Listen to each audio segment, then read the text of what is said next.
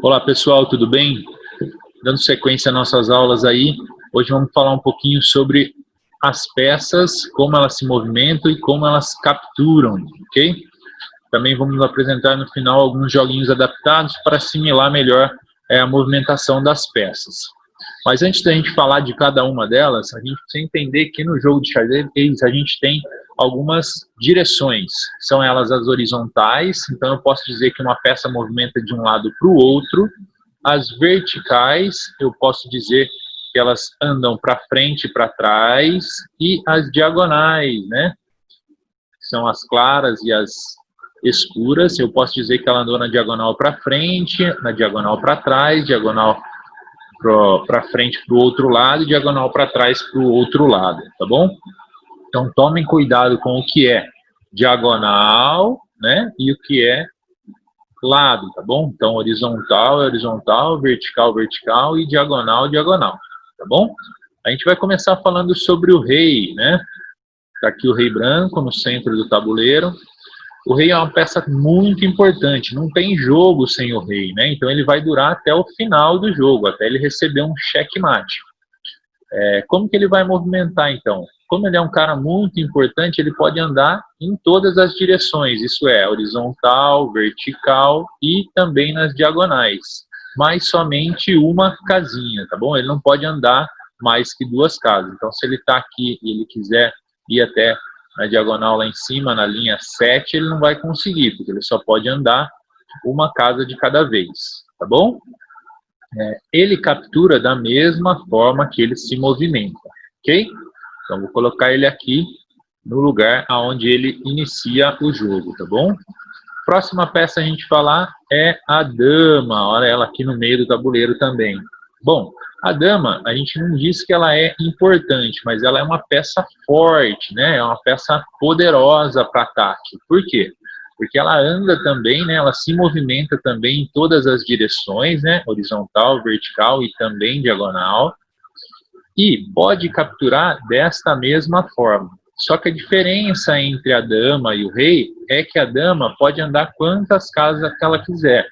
Então, por exemplo, se eu estou com a minha dama aqui e quero avançar ela na diagonal até lá embaixo, na casa A1, eu consigo, né? Desde que eu respeite essa direção, esse alinhamento aí da diagonal. Se a minha dama está aqui agora, eu quero andar com ela até lá em cima, se não tiver nada na frente, nenhuma peça minha, nenhuma peça do adversário, eu posso também, tá bom? Então a dama aí andando em todas as direções, quantas casas ela quiser, tá bom? Bom, a captura dela, como eu falei, pode ser qualquer direção. Então vamos supor que a gente tem uma peça aqui. Eu quero ir lá e capturar. Vou lá, capturo, tiro a torre fora do jogo e assumo a casa onde a peça adversária estava, tá bom? Sempre a captura no xadrez é dessa forma. A gente captura, tira a peça do adversário fora do jogo, tá bom? E a nossa peça assume aquela casa. Bom, dando sequência aí, vamos falar agora das torres. Lembrando aí que a gente tem duas no tabuleiro, né? Elas ficam lá nas pontas. Vou colocar uma aqui então para mostrar. Bom, ela se movimenta de um lado para o outro, ou seja, nas horizontais, e também nas verticais, que seriam para frente e para trás. Então, a gente pode dizer que o movimento da torre é em cruz, tá bom? E ela também vai capturar da mesma forma que ela se movimenta. Então, vamos imaginar essa situação aqui, a torre aqui, o bispo lá, eu posso ir lá em cima e capturar o bispo sai fora do jogo, eu assumi aquela casa, ok? Mas se a gente estivesse nessa situação aqui, a torre já não iria poder comer. Por quê? Porque ela só anda para frente, para trás, para um lado, para o outro. E da mesma forma a captura. Então eu não posso capturar o bispo ali, ok? Próxima peça. Vamos falar agora sobre os bispos. Reparem que a gente tem dois, né? Eles ficam aqui, ó, do lado da dama e do rei. Bom, como é feita a movimentação e a captura do bispo? O bispo pode capturar nas diagonais, bem como movimentar. Então, a gente diz que os bispos, eles andam em X, tá bom? De um lado para o outro na diagonal e de um lado para o outro na outra diagonal. Como é a captura? Da mesma forma que ele se movimenta. Então, se eu tenho um cavalo ali, o bispo, sim, eu consigo ir lá e capturar. Tiro o cavalo fora do jogo e assumo a casa dele. Mas se o cavalo estivesse nessa situação e com o bispo eu quisesse capturá-lo, eu não poderia, né? Eu não consigo fazer isso. Isso é impossível. Por quê? Porque o bispo não anda para frente e só na diagonal. Também anda quantas casas quiser, respeitando aí a direção diagonal. Tá bom? Bom, reparem que os bispos, ao contrário das torres, eles andam na diagonal e a gente tem aí um de casa branca e um de casa preta. Então, esse que está aqui nas diagonais pretas, nunca que ele vai conseguir, andando só na diagonal, cair numa casa branca. E esse aqui é o contrário, né? Nunca esse bispo branco vai conseguir cair numa casa preta, tá bom? Agora, as torres, como elas andam para frente e para trás, para um lado e para o outro, há a possibilidade dela, né, vamos dizer assim, em 2 lances, chegar a essa casa aqui, tá bom? Anda primeiro para frente, num segundo movimento, né, um segundo lance, vai andar para o lado, tá bom?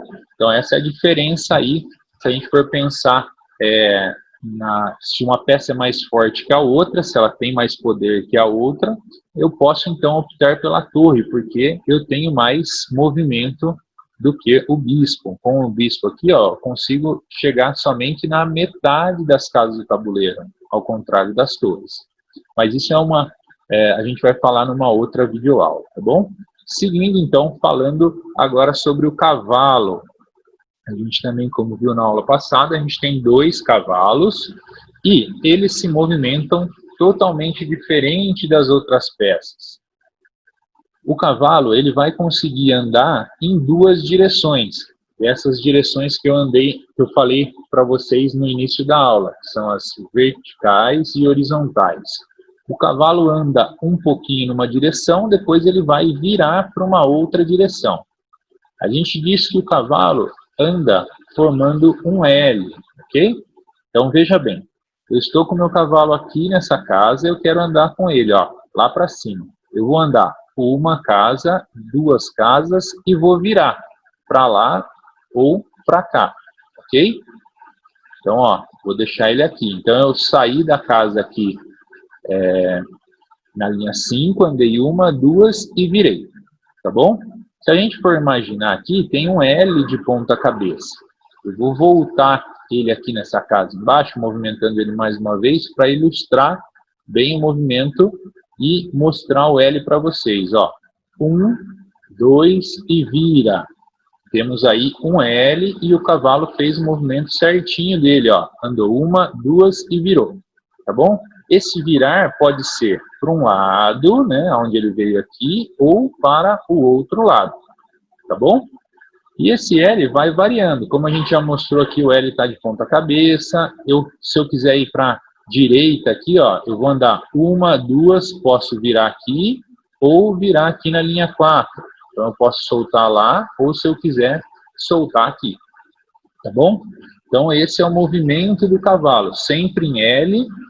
Vamos imaginar aqui, ó, de 3 quadrados, né, 3 casas por 2 casas. Então, ele sai aqui de onde ele estava, faz o L e vem aqui para outra casa.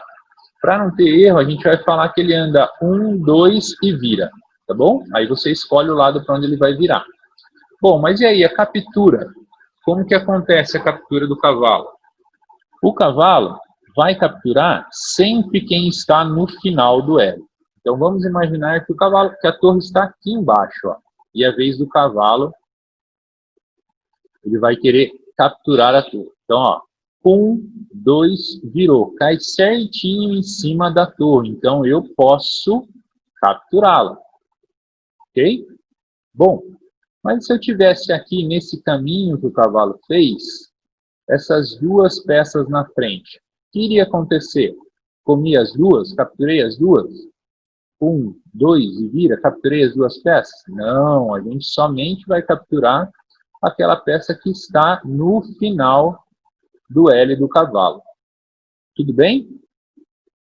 Bom, qual é uma outra coisa que a gente pode falar a respeito do cavalo que nenhuma outra peça faz? Que é o salto do cavalo. O cavalo pode saltar por cima das outras peças, coisa que nenhuma dessas outras que eu disse pode fazer. Então, ó, se a gente tivesse uma possibilidade aqui, ó, algumas peças na frente do rei, eu não consigo jogar, porque eu não tenho casa livre para mim ir, sendo que o rei, como a gente viu, movimenta uma casa. Bom, mas e se eu estiver nessa mesma situação aqui com o cavalo? Como eu disse, o cavalo ele pode pular, então eu mantenho o meu movimento do cavalo e ele segue o jogo, ó, saltando, passando por cima. Pode ser peças do adversário ou as minhas próprias peças, como no início de jogo, né? Que a gente tem o tabuleiro aqui, os peões, todos montadinhos aqui, ó, vou preencher já. A gente tem os 8 peões, cada um na sua casa. E eu quero dar início ao jogo. Bom, eu não consigo sair jogando direto com o rei, não consigo sair jogando direto com o bispo, não consigo sair jogando direto com a dama e nem com a torre. Mas o cavalo, se eu quiser sair jogando com ele, eu posso. Porque, como eu disse, ele pode saltar por cima das peças e fazer o seu lance, tá bom? Tendo a casa disponível aí no final do L, a gente pode jogar com ele.